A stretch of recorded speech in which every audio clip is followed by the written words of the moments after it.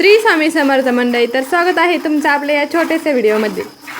आता मागच्या व्हिडिओमध्ये ना मी तुमच्यासोबत माझं सकाळचं रुटीन शेअर केलेलं होतं आणि त्याच रुटीनमध्ये ना दोन खूप मोठे चेंजेस झालेले आहे बरं का।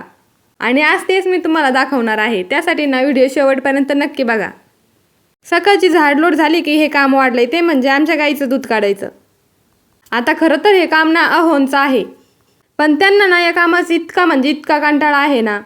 लग्न झाल्यानंतर त्यांनी बरोबर मला लाडेगोडी लावून ना गाईचं दूध काढायचं शिकवलंय आणि आता तर ते विसरूनच गेलेत आणि आता हे रोज त्यांचं काम ना मलाच करावं लागणार आहे।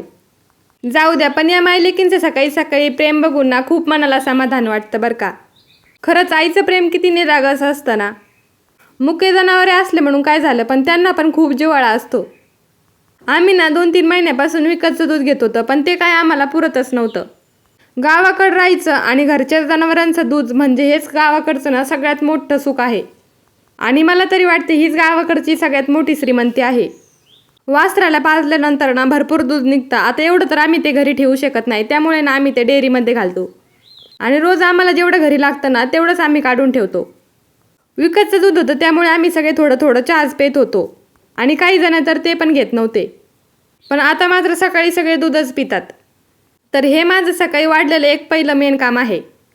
त्यानंतर दुसरं म्हणजे हे कृषीसाठी टिफिन बनवून द्यायचं आणि तिची स्कूलची आवराआवर करायची। आता बऱ्याच जणींची सकाळची धावपळ मी बघितलेलीच आहे, तेव्हा मला ते बघितल्यानंतर काहीच वाटत नव्हतं। जेव्हा आता कृषीची स्कूल चालू झाली ना, तेव्हा मला कळतंय की एका आईला ना त्यामागं किती कष्ट घ्यावे लागतात। नेहमीची कामे तर भरपूर असतात आणि आता त्यामागे त्यांची आवराआवर करून द्यायची म्हणजे ते खूप मोठं टास्क आहे। तिच्यासाठी टिफिन बनवून झाला की मी लगेचच तिला खाऊ पण घालते आणि लगेचच तिची स्कूलची तयारी करून घेते आणि तिची बॅग वगैरे पण भरून ठेवते।